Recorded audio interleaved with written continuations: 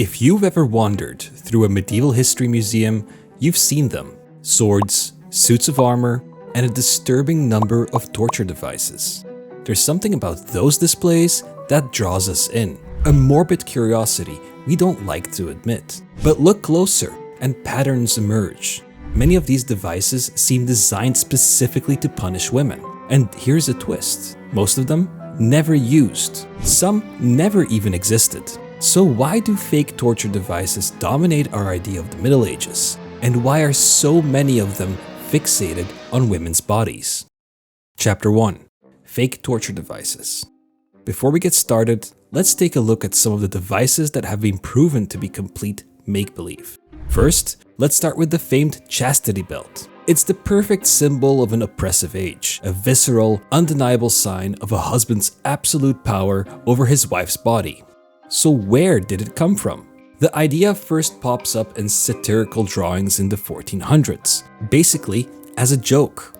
As we can see here, a drawing from the Belli Fortis, where you can find other examples of satirical, exaggerated contraptions, designs, and ideas. But the actual physical metal belts you see displayed under glass, almost every single one is a 19th century invention. They were crafted as gag gifts for gentlemen's clubs, or as crude fakes to sell to gullible collectors. Some of the later, more disturbing versions weren't for fidelity at all, but were designed as bizarre anti-masturbation devices for both men and women in the sexually terrified Victorian era. So if medieval knights weren't actually using them on their wives, why are we so obsessed with the story? Because the Chastity Belt was never about medieval reality. It's a story about post-medieval anxiety. It's a fantasy of absolute control, born from a deep-seated fear of female sexuality and independence. It's a story that tells us far more about the insecurities of the Renaissance and Victorian men who popularized it than it ever does about the crusaders they pinned it on. By the way, have you ever seen one of these in a museum? Let me know which one in the comments. Alright, so the Chastity Belt is a fraud, a monument to insecurity.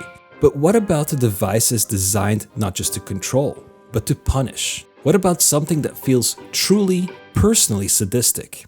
Let's talk about the Pear of Anguish. Even the name is unsettling. It's a vicious-looking metal bulb, segmented like a piece of sinister fruit. The story goes that this pear was inserted into the body to punish specific sins. It would go into the mouth of a heretic to silence blasphemy, or it would be used internally to punish those of forbidden sexuality. And then, with the slow, deliberate turn of a screw at the base, the pear would bloom, unleashing unspeakable internal damage. It's a machine built to punish the very parts of the body that challenge authority, whether through words or through acts. It's a terrifyingly specific machine for a terrifyingly specific purpose. And that right there, that's the first clue that something is deeply wrong. Here's the truth. The Pear of Anguish is a historical fraud, and the case against it is airtight. First, the object itself. Modern engineers have pointed out that the flimsy gears and weak metal would break long before they could inflict the kind of damage the stories claim. Second, the timeline. Just like our other exhibits, not a single one has ever been reliably dated to the Middle Ages. The ones in museums are from centuries later. But the final nail in the coffin is a complete lack of evidence where it matters most, the written record. Medieval authorities wrote down everything: legal codes, court confessions, even interrogation manuals. They describe the rack, branding, and public humiliation in exhaustive detail. They were brutal, but they were bureaucrats. And the Pear of Anguish is completely absent from their work. No one describes it. No one confesses to using it. No one is ever sentenced to it. It's a phantom on the page. So if it doesn't work and nobody wrote about it, why does it even exist? Because the Pear of Anguish was never meant to be a functional tool. It was meant to be a terrifying idea. And that terrifying idea gets even more direct and more gruesome with the breast ripper, sometimes called the Iron Spider. It's one of the most vicious-looking objects in any chamber of horrors. The story we're told is that this claw-like device, often heated red hot, was used to publicly punish women for crimes like adultery or heresy by mutilating their breasts. And this story was so effective because it echoed a real legend. The myth makers likely drew their inspiration from the ancient martyrdom of Saint Agatha, a Christian who, according to the story from the 3rd century, had her breasts torn off with simple pincers. Here's how a historical story was twisted into a lie. 19th century showmen took that ancient story of an act and forged a theatrical device to make it more spectacular. Because the device itself, it's a fake. It does not appear in a single medieval legal text, chronicle, or manuscript. The artifacts in museums are 19th century forgeries. The entire concept was invented for sensationalist books and the traveling horror shows of the Victorian era. And finally, we come to the headliner, the superstar of the torture museum, the Iron Maiden. You know what it is, a human-shaped cabinet lined with spikes. The doors close and the victim is slowly impaled. It's the ultimate symbol of medieval cruelty. But here's where the story takes a fascinating turn. Unlike the other devices aimed squarely at women, the Iron Maiden's famous legend isn't about punishing a woman. It's about a woman doing the punishing. The Blood Countess, Elizabeth Bathory. The story goes that in the early 1600s, she tortured hundreds of young women to death inside a similar spiked machine. It's a terrifying story. It's also a complete fabrication, on 2 counts. First, the timeline. The most famous Iron Maiden, the one in Nuremberg, wasn't built until around 1793, almost 2 centuries after Countess Bathory died. It's impossible she ever used one.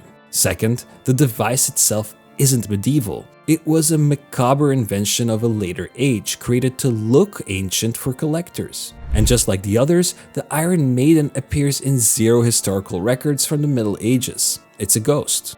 If this is the kind of history that interests you, consider subscribing. Let's get to the important question: why?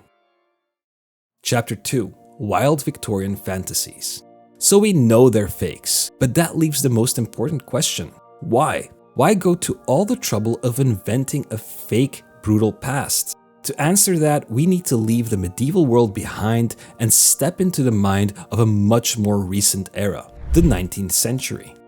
First, the Victorians needed a villain. They saw themselves at the pinnacle of progress, an age of science, industry, and Christian morality. To feel tall, it helps to have someone to look down on.